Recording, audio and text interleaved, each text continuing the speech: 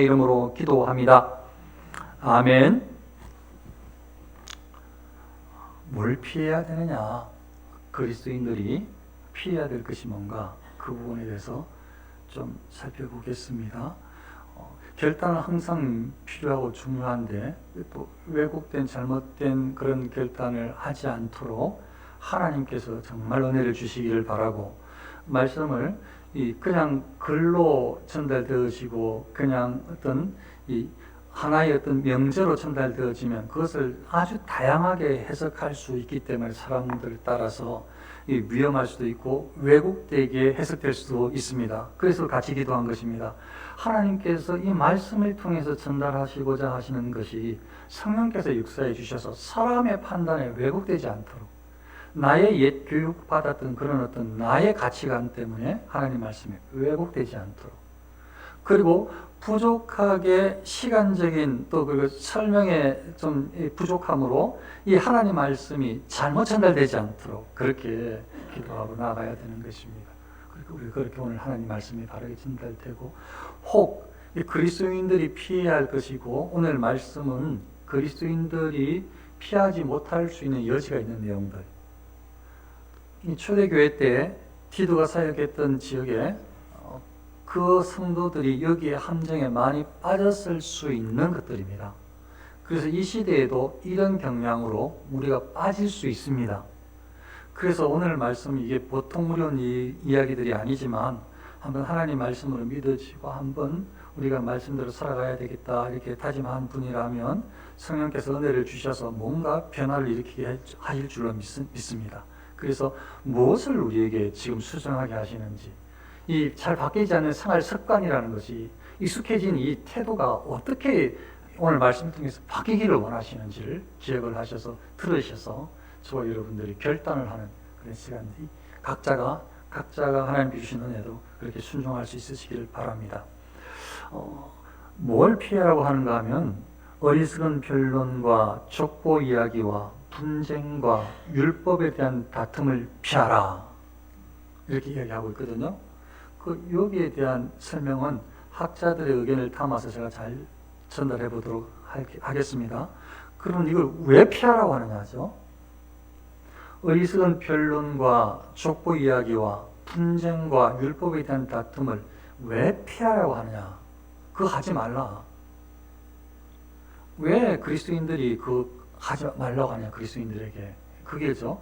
그러니까 여기에서 지금 이야기하는 건 제 생각입니다. 조금 조심스럽지만 혹시 하나님 말씀이 왜곡될까봐 완전하게 모든 생활 방면에서 다 바뀔 수 있으면 너무 감사한 일인데 그건 너무 먼 길이라, 그러니까 적어도 이 모임에서, 예배 성도들 모임에서 변화가 일어나면 좋겠다. 이건 제 생각이라고 말씀드리고 시작합니다. 성도들의 모임에서 이 신앙인들이 모였을 때에 좀 변화가 있으면 좋겠다. 모든 부분에서 바뀌기는 이건 너무 어려운 부분이라, 혼자 있는 사고에서까지 바뀌면 너무 좋지만 그렇게까지 할 수 있으면 더 좋아요. 그렇게까지 할 수 있다면. 그렇지 못할지라도 성도들이 모였을 때는 변화가 일어나면 좋겠다 라는 것입니다. 이제 무엇을 그러면 바꿔야 되느냐, 이런 것들을 피하라고 했는데 왜 피해야 되느냐. 성경에 무익한 것이요 헛된 것이니라, 이런 것들이 아무 유익하지 않기 때문에, 유익하지 않는다, 무익하기 때문에 피하라는 거예요. 전부 이거 헛된 것들이라. 사람 입장에 헛된 게 아니거든요. 그런데 하나님께서 보실 때 성도들에게 헛된 것들이라. 그래서 학자들은 이렇게 이 부분을 이렇게 해석을 합니다. 경건함에 아무런 기여도 하지 않기 때문이다. 그래서 헛된 거라. 그래서 피하라고 한다는 거예요. 우리가 경건을 추구하는 그리스도인들이거든요. 그래서 경건함에 아무 유익이 안 되기 때문에 피하라는 거예요. 경건에 도움이 안 되기 때문에. 되셨죠? 또 왜 피하라고 하느냐? 믿음의 증가와, 즉 믿음이 커지는 데에 하나도 도움이 안 되기 때문이다. 이렇게 하는 것들이 믿음이 점점 커져야 하는데 믿음이 커지는 데에 하나도 도움이 안 되기 때문에 피하라고, 무익한 것이라고, 다 헛된 것이라고 하는 것이다.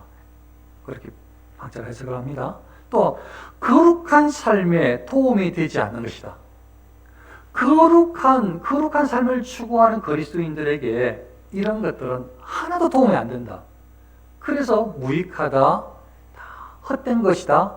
그래서 피하라고 한다. 그렇게 이해하시면 되겠습니다. 다시요. 그래서 개인사에서, 개인 사고 속에서까지 다 바꾸기야 보통 어려운 일이 아닐 텐데, 그러나 모임에서 바꾸는 것은 가능할 것 같은 거예요. 이 말씀을 듣는 누군가가, 이 말씀을 깨달은 누군가가 우리 이제 이렇게 바꿉시다 하면 될 것 같단 말이죠. 우리 하나님 말씀이 그렇게 하셨으니 이 모임에서 이제 곧 중지합시다 하면 될 것 같단 말이죠. 다 바뀌진 않아도 그 한두 사람의 이야기 때문에 바뀔 수 있을 것 같은 희망이 보인단 말이죠. 그래서 이 모임에서, 성도들의 모임에서는 한번 노력해보자 라는 뜻입니다. 저는 이제 제가 모였을 때, 혹은 목회자들 모임 때, 그러면 이제 되는 거죠. 저는 제가 모였을 때 하면 되는 겁니다. 자, 그러면, 이거 뭐, 믿음의 사람들이 이런 거 잘 하겠어? 잘 안 하겠는데, 우리가 뭐 이런 거 싫어하는 것들, 우리는 얼마나 거룩을 추구하는데, 이런 것들을 안 할 거야. 성경에 사례해 보니까, 신앙인들도 이런 걸 해요. 그래서 그리스도인들에게 이렇게 피하라고 하시는 듯해요. 세례요한 중에 한 사람인지 일부 제자가 어떤 행동을 했는가 하면, 요한복음에 보면, 앞부분에 보면 어떤 행동을 했는가 하면, 세례요한의 제자가 이제 세례요한한테 교육받은 게 있을 것 아니에요. 세례요한은 이제 자주 이렇게 사람들이 왔을 때에 물 세례를 줬어요. 근데 어느 순간 때부터 여기 가까운 또랑인지 어디 내과인지 그 부분에 예수님이 오셔가지고 예수님도 물 세례를 주는 거예요. 그래서 이 세례 요한의 제자가, 학자의 의견입니다. 세례 요한의 제자인지 제자들인지는 정확하지 않은데, 제자가 우리 선생님한테 배워서 또 선생님이 하시는 이 물 세례, 그리고 또 예수님이라고 우리 선생님이 인정해 주신, 메시아라고 인정해 주신 그분이 저기 와서 하는 물 세례, 이런 것들에 대해서 조금 교육을 받았을 수도 있고 스스로 판단해서 말하고 싶은 그런 의지가 생긴 거예요. 나 그게 좀 안다, 세례에 대해서. 그래서 그걸 가지고 정결의식에 대한 문제로 유대인과 논쟁을 벌이러 갔어요. 유대인이 찾아와가지고 이거 뭐하냐 이렇게 한 것이 아니고, 이 세례요한의 제자들이 유대인하고, 그 전문가들이겠죠, 거기에 대해서 한번 따져보자. 우리 정결의식에 대해서는 이게 더 맞는 것 같아. 우리 선생님도 물로 세례를 주고, 우리 선생님이 인정하는 예수님 선지자도 물로 세례를 주니까 내가 판단한 것이 맞는 것 같아 부터 시작을 했었던 것 같아요. 그렇게 해서 성경에서 말하는 정결의식이 뭔지에 대해서 논쟁을 벌이러 이 유대인을 찾아간 장면이 나와요. 근데 나중에 그리고 나서 여러 상황들이 펼쳐지면서 세례요한이 다시 교육을 해줘요. 뭐 그거는 이제 지금 뭐라고 그러죠? 세례요한의 제자인데 열심히 있는데도 논쟁을 벌이는 걸 좋아한다고요. 내가 한 지식 가지고 따져보고 싶어 한다고요. 그러니까 그런 것들이 성도들에게도 충분히 있을 수 있단 말이에요. 그래서 보면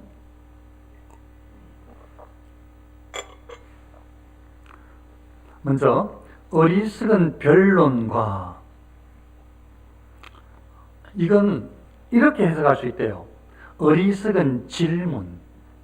그러니까 이건 이렇게 문장이, 이제 요 문장을 완전하게 하면 이렇게 되는 거죠. 어리석은 변론을 피하라가 어리석은 질문을 피하라. 이건 그 당대의 어떤 철학적 그런 세계관, 뭐 그리스 문화, 그런 어떤 헬라 문명, 그런 쪽에서의 그 철학자들의 영향을 받았던 것 같아요. 이게 이방인 지역이니까요. 디도가 사역했던 지역은 이방 지역이니까 사람들이 시대마다 교육에 이런 어떤 흐름이 있어요. 그거는 그렇잖아요. 소위 뭐 영어 교육, 그러니까 전부 다 유아 유치원 다, 영어 유치원 다 보내잖아요. 흐름이 있어요, 흐름이. 언제 우리 어른들이 그 생각할 때 영어 유치원에 갈 생각을 했어요. 부잣집에 영어 유치원 보낸다고요. 흐름이 있어요, 흐름이. 그 시대 흐름이 있다고요. 지금 여기 요 질문은, 요 이야기는 그런 이야기 같아요. 그 시대에 모든 사람들의 교육 방법 중에 하나가, 지금도 이걸 좋아해서 지금도 다시 반복을 하는 것 같은데, 모든 것에 질문해라. 모든 것에 질문해라. 의문점을 가지라. 이게 교육 방법 중에. 요새도 이거 그대로 써요. 그래야 사람이 논리적이 된다는 거예요. 그래서 사람들이 이야기하는 대화 가운데서도 서로 대화 논쟁을 할 때도 항상 질문을 해라. 그 사람이 말하는 것에 대해서 의문점을 가지라. 질문할 게 없으면 그것을 질문해라. 예를 들자면 이렇게 계속 문제를 제기하라는 거예요. 문제를 제기하라는 거예요. 그게 아마 그런 영향을 받은 것 같아요. 그래서 이게 예수 믿는 사람들도 들어온 거죠. 그래서 이걸 어리석은 질문이라고 하는 거예요. 이거 좋은 방법 같거든. 그러니까 그 당시에 사람들이 그걸 그대로 교회에서 쓴 거예요. 뭐 하면 막 질문을 해야 되는 거죠. 정말 그래? 그게 그렇다고? 그러다 보면 또 막 논리적으로 또 막 이기고 싶은 마음도 생기는 거예요. 그래서 그게 이어져요. 어리석은 변론을 피하라. 여기에 분쟁 문제 이야기를 하면 여기에 그 분쟁이 덧붙여진대요. 학자들에게는. 그 어떤 분쟁인가 하면 내가 아는 지식과 다른 사람이 아는 지식을 가지고 거기에 대해서 서로 한번 토의 한번 해보자. 누가 옳은지, 나의 지식이 옳은지, 당신이 알고 있는 지식이 옳은지 한번 따져보자. 예를 들어 뭐 100번 토론 같은 거. 이게 우리가 옳고 너희가 옳고 야당이 옳고 여당이 옳고 이쪽이 보수가 옳고 이쪽이 옳고 이렇게 하니까 나와서 하면 팽팽하게 100분 동안 계속 싸우잖아요. 그런데 이게 시간이 지나면서 화해가 되고 상대한테 고개를 숙이고 하는 게 아니고 끝까지 부딪힌단 말이에요. 끝까지. 그래서 그걸 받는 사람들은 시청자들의 몫인 거야. 알아서 이제 받고 싶은 거 받아야죠. 그렇게 하고 마친다고요. 국민들이 판단할 거라고 하고. 마찬가지로 그 당시에 그런 어떤 여기에 이 어리석은 변론으로 시작해가지고 이 분쟁이라는 게 그런 의미로 일어났다는 거죠. 뭐 그게 성경에 대한 지식일 수도 있고 아닐 수도 있는데 그게 그리스도인들 사이에서 일어나는 것인데 그런데 이게 여기에 대해서 학자들의 의견은 왜 이게 분쟁이 좋지 않은가 하면 분쟁을 서로 토론을 하는 거기 그 출발점에 대부분 사람들이 내가 상대 토론을, 상대 논리를 이기겠다라는 그런 전제의 자긍심과 이기겠다는 의도를 가지고 있다는 거예요.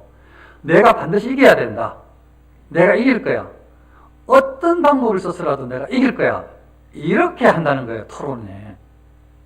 그래서 그게 내가 상대보다 더 우세하다는 그런 관점으로 대화를 이어가기 때문에 상대방이 말하는 것에 꼬투리를 잡기 시작하고 사실은 평소 같으면 꼬투리를 안 잡았을 텐데 이기려고 말하기 때문에 꼬투리를 잡기 시작하는 거예요. 평소 같으면 놔뒀을 텐데. 그래서 상대방의 말에 꼬투리를 잡고 거기에 대해서 내가 하는 논리가 맞다고 하자고 보니까 내가 더 옳고 그래서 내가 이기기 위해서 논리적인 대화에서 이기기 위해서 더 어려운 용어를 쓰고 전문 지식의 용어를 쓰고 상대방을 짓누르는 듯한 상대방을 기죽이는 듯한 무엇인가를 이겨서 이겼다라는 것을 얻기 위해서 그렇게 분쟁이 일어난다는 거예요. 다툼이. 근데 그때 지는 사람은 지겠어요? 진 거예요? 진 게 아니에요. 다음에 보자. 이렇게 되는 거지. 다음에 보자, 다음에. 진 거 아니야. 나 졌어라고 하는 사람이 없다니까요. 100번 토론에서. 마찬가지로 대화에서는 아무도 진 사람이 없어요. 그래서 억울해. 다시 내가 찾아봐서 다음에 보자. 이거지. 그리스도인들이 이거 피하라는 거예요. 왜? 방금 말씀드린 것처럼 이거 하나 도움이 안 돼. 경건 생활에. 거룩을 추구하는데. 하나도 도움이 안 돼. 그래서 피하라는 거예요. 자, 그럼 족보 이야기와 족보 이야기는 예를 들어서 구약에 나오는 이 족보, 이거 보면 유대인들의 족보라고 할 수 있는데 사실 뭐 유대인들을 위한 족보라기보다 신앙을 하나님께서 그리스도인들을 위해서 믿음을 세우는 이 가계가 어떻게 이루어지는가를 알려주시는 그 성경인데 이제 그거 이제 뭐 넘어가고 그거 별로 뭐 신통치 않고 그거 다 알고 이제 그거 뭐 그러니까 성경을 가지고 하나님께서 이스라엘 백성들 아브라함을 부르고 예수님까지 내려왔다는 그래 뭐 다 알아 이제 그거 재미없고 이제 그 안에 하나의 인물이 그때 태어난 사람이 맞나 왜 그 사람들 중에 한 사람이 빠졌을까 왜 그 성경에서는 뺐을까 그 사람은 얼마나 큰 일을 했는데 이 성경 제대로 쓰인 게 맞나 그 사람은 몇 년을 살았을까 이거 그거하고 신하고 아무 상관없는데 그게 더 재미있는 거라. 족보에 대해서 주셨던 하나님의 마음은 그냥 1차적으로 싹 묻어버리고 거기에 대해서 뭔가를 찾아서 논쟁하는 게 더 재밌는 거라. 그 시간으로 보내는 거지, 모여가지고. 토론을 하면서. 족보 이야기, 고르는 걸 피하라. 율법에 대한 다툼과 이거는 한 두 가지 정도로 이야기해요. 하나는 의식에 대해서, 하나는 음식에 대해서. 학자의 의견이 그 당시에 생각하면서 그럼 어떤 이야기를 했습니까? 의식은 예를 들자면 유월절 절기를 어떻게 지켜야 하느냐? 유월절 절기를 지키는 게 날짜가 맞느냐? 그 날짜 동안에 아침부터 저녁까지가 맞느냐? 먹는 게 맞느냐? 그때에는 제물을 어떻게 하나님께 제단에 올려야 하느냐? 예를 들자면 이렇게, 이게 정말 절기를 지키는 방법이 맞느냐? 아니냐? 이게 절기가 하나님께서 말씀하신 절기가 맞느냐? 아니냐? 막 이렇게 막 계속 이 법에 대해서 이거 정말 이게 정결 의식이 맞느냐? 손 씻고 하는 게 맞냐? 안 맞냐? 이게 들어갈 때 이게 부정하냐? 그렇하냐? 이게 밥 먹기 전에 씻어야 돼. 3번 씻는 게 맞냐? 7번 씻어야 되는 게 맞냐? 들어갈 때 목욕하고 가는 게 맞냐? 의식에 대해서 계속 논쟁을 하고, 의식에 대해서. 음식에 대해서 이게 부정한 것이냐? 정한 것이냐? 이거 고기는 부정하다 그랬는데 그럼 이 고기도 못 먹느냐? 하나님 먹으라고 먹을 수 있다고 했는데 그래도 먹어야 되느냐? 안 먹는 게 낫냐? 경건생활에 아무 얘기 없는데 그거 하면 재미있어. 이걸로 논쟁하면. 그거 찾아와가지고 그 연구해가지고 이 음식이 성경에서 말하는 좋은 음식이 맞냐? 아니냐? 이건 계속 그런 이야기를 하는 거예요. 성도들이 모였을 때. 경건을 위한 이야기가 아니고 신앙을 성장시키는, 믿음을 증가시키는 이야기가 아니고 거룩한 생활을 위한 이야기가 아니고 그냥 유대인들이, 아니 그 당시에 이방인들이 예수 믿고 있다고 하는 요 사람들이, 디도의 이 설교를 들을 그 사람들이, 성도들이 그렇게 신앙생활을 하는데 계속 그런 논쟁에 사로잡히게 된 거예요. 이게 학자들 해석입니다. 그래서 그런 거 하지 마라 좀 모여가지고 성도들이, 물론 이건 어쩌면 개인적인 것까지도 다 말했을지도 몰라요. 저는 제가 아까 처음에 제 생각입니다 하면서 한정적으로 개인 너무 폭이 넓으니까 일단 놔두고 모였을 때는 바뀔 수 있지 않겠습니까? 시작을 했잖아요. 자, 그러면 보시자고요. 어리석은 변론과 족보 이야기와 분쟁과 율법에 대한 다툼을 피해라. 이거 하나도 유익하지 않아. 다 헛된 것이야.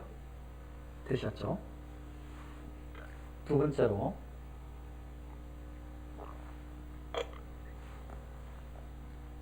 이단에 속한 사람을 한두 번 훈계한 후에 멀리하라. 이러한 사람은 내가 아는 바와 같이 부패하여 스스로 청죄한 자로서 죄를 짓느니라. 이단에 속한 사람이니까 이단인 거예요. 이단에 속한 사람은. 맞죠? 이단에 속했으니까 이단이잖아요. 이단에 대한 이야기인 것이고, 이제 문제는 그 전에 한번 생각을 해야 돼요. 이단 같은 사람을 함부로 판단하면 안 돼요. 이단성이 있는 사람을 이단이라고 하면 안 돼요. 이단에 속한 사람은 이단인 거지. 이단성, 이단 유사 이런 걸로 판단하면 안 돼요. 왜냐하면 너무 위험한 것이고 이 사람들에게 구원이 없어요. 너무 무서운 거라. 그래서 이거 함부로 이단을 갖다 붙이면 안 된다고요. 이단은. 그래서 이거 조심스럽게 학자들의 설명들을 제가 조금 한번 제 방식으로 풀어서 조금 잠깐 전달을 하고 내용으로 들어가면, 제가 이 학자들 의견을 들으면서 이런 것 같은데 이런 생각이 든 걸 하면, 학자들 의견이 이 사람들 연구해가지고 이 이단에 대한 고민을 많이 할 것 아니에요.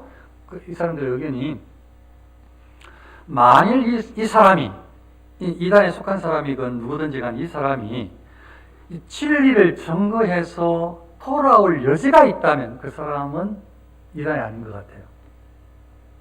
이단에 유혹받고 있는 사람이지. 자기가 눈이 씌어가지고 지금 잘못된 길을 가고 있는 사람이지 그 사람에게 구원의 길이 막힌 것 같지는 않다고요. 그러니까 하나님의 말씀 진리를 몰라서 그런 거지. 사이비 교주의 다른 말에 거기가 단 줄 알고 그걸 따라서 그렇지. 진리의 말씀만 전달해 주면, 생명의 말씀, 예수 그리스도의 말씀만 가르쳐 주면 그 사람들이 돌아올 수 있는 여지가 있는 사람이라면 그 사람들을 이단이라 하면 안 되는 것 같다고요. 제가 조심스럽게 제가 학자들 의견을 한번 전달해 본다고 표현하고 있습니다. 그러니까 이 사람이 지금 어떤 상황인지는 모르겠지만 진리가 증거되어졌을 때에 어떤 무엇인가로 통해서 하나님께로 돌아올 여지가 있는 사람은 이단이라고 단정지으면 안 되는 것 같다고요. 정말 주의해야 될 것 같다고요. 돌아오면 이단인데 이단은 못 돌아오는 것인데, 지금 뒤에 보면은 스스로 정죄한 자로서 죄를 짓느니라. 정죄한 자로 죄를 짓는 거 좀 이따 설명하겠지만, 그럼 이 사람은 돌아올 수 없는 사람들이라. 그러니까 정말 주의해야 돼서 이단을 잘 해야 될 것 같다는 생각이 드는 거예요.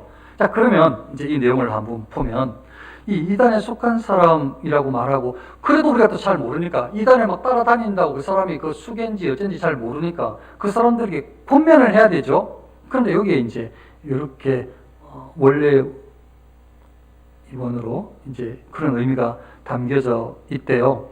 한두 번 훈계한 후에 이 말이 옳도록 바르도록 이렇게 잡아주는, 그러니까 바르게 회복되도록 애쓰는 그런 마음, 훈계가 틀렸으니까 바른 길로 돌아오세요 하는 그런 노력이 그 훈계라고 이해하시면 되겠어요. 특별히 오늘 말씀에서는. 그래서 지금 잘못된 길을 가고 있으니까 이단에 속한 사람을 지금 잘못됐으니까 한번 돌아오세요. 아니에요. 이거 하라는 거죠. 예수 그리스도에 대해 진리를 이야기하라는 거예요. 정말로 진지하게 사랑의 마음으로 하라는 거죠. 그런데 안 받을 수도 있잖아요. 한두 번 정성을 다해서 했음에도 안 되면은 이제는 멀리 하는 거죠. 이 사람은 아니구나 생각하는 거죠. 이 사람은 진리를 받는 사람이 아니구나. 혹시나 진리를 말했을 때 고민을 하고 막 뭔가 좀 한다면 혹시나 모르니까 그 사람 이단이라 생각하지 말고 어떻게 돌아올 수도 있다, 여지가 있다 생각하고 기도하면 될 것 같고. 그런데 한두 번 그 사람에게 이야기를 하는데도 전혀 막 철벽이고 막 진리의 말씀을 무시하고 하나님을 막 대적하는 듯하고 막 그렇게 막 하는 사람들이 있다면 그냥 멀리 하라는 거예요. 왜 이런 사람을 멀리 해야 하느냐? 이 사람은 오늘 구절 그대로 이런 사람은 네가 아는 바와 같이 너도 알고 나도 안다 이 말이잖아요. 바울은 알고 디도 너도 알지 네가 아는 바와 같이 부패했다는 거예요. 말해도 돌아오다고 진리를 외쳐도 생명의 말씀 바른 교리를 전해줘도 그걸 깡그리 무시하고 자기들의 그 잘못된 교리를 계속 주장하고 돌이킬 생각을 안 하고 오히려 더 악한 마음으로 공격적으로 나오고 그런 모의를 한다면 그 사람들은 이단에 속한 사람이 맞겠죠. 훈계한 후에 한두 번 훈계한 후에 안 되면 이제 놔두라는 거예요. 멀리해 피하라는 거예요. 그럼 왜 그런 사람을 피해야 되느냐? 이러한 사람은 네가 아는 바와 같이 부패하여 스스로 정죄한 자로서 죄를 짓느니라. 여기 스스로 정죄한 자 요 말이 학자들이 이렇게 해석을 하네요. 회개에 희망이 없는 사람을 멸망한 사람이라고 선언하고 있다. 즉 여기에 정죄한 자로서는 멸망한 사람, 스스로 멸망한 자로 이렇게 해석할 수 있다는 거예요. 그러니까 지금 바울은 뭐라고 이야기를 하는가 하면 이 이단에 속한 사람은 그냥 멸망했어 벌써. 이미 지금 지옥에 안 갔지만 지금 지옥이야. 지옥에서 행할 일을 똑같이 지옥의 형벌을 당할 사람으로 살고 있는 거예요. 그러니까 그 사람은 멸망받은 사람이라. 이게 지금 아직 지옥에 떨어지지 않았지만 이곳에서 이미 결정났어. 진리를 아예 안 받으니까. 하나님을 왜곡시키고 대항하고 하니까. 그러니까 그런 사람은 피하라는 거죠. 이단에 속한 사람을. 일단 회개의 희망 자체가 없어. 그래서 제가 조심스럽게 아까 말씀드렸잖아요. 회개의 희망, 돌이킬 수 있는, 뉘우칠 수 있는 진리만 전달되어지면 가능성이 있다면 이단이라 하지 않는 걸 말하는 것 같다고 제가 제 방식으로 전달을 했어요. 근데 지금 뭐라고 하냐? 이 사람들은, 이단에 속한 사람은, 말씀을 안 받는 사람은 회개의 희망 자체가 없고 아예 멸망한 사람이라고 지금 표현하고 있는 거예요. 그게 스스로 정죄한 자로서, 스스로 멸망을 자초한 자로서 죄를 짓고 있다. 그래서 이런 사람들은 그들은 진리를 완강하게 거부하고 훈계에 굴복하지 않는 사람으로 훈계를 안 받아들여요. 그리고 진리의 말씀을 완강하게 거부하고 그리고 고의로 스스로 죄를 지을 것이 확실하다. 고의로 자발적으로 스스로 죄를 짓는 것을 너무 익숙한 이 이단자들은 그래서 이런 사람들은 아예 자기가 사단에 속해 있음을 알아요. 말은 그렇게 하지 않지만.